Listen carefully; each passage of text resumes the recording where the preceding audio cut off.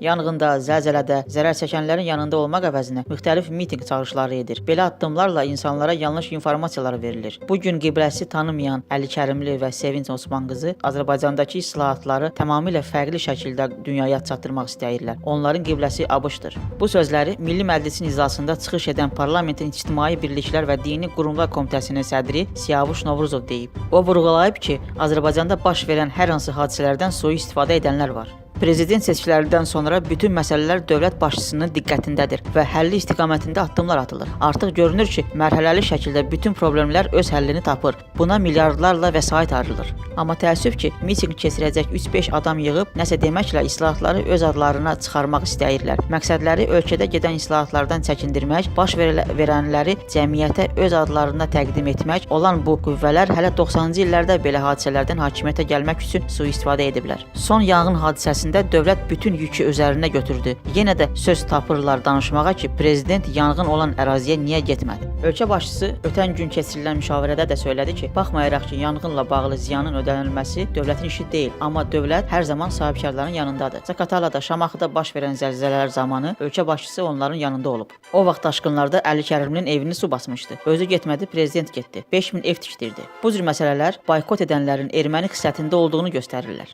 AXCB sədri Əli Kərimli hakim partiyanın təmsil edən deputat Siyavuş Novruzovun dediklərini gülüşlə qarşılayıb və absurd sayıb. Ağlı başında olan adam belə şeyləri danışmaz.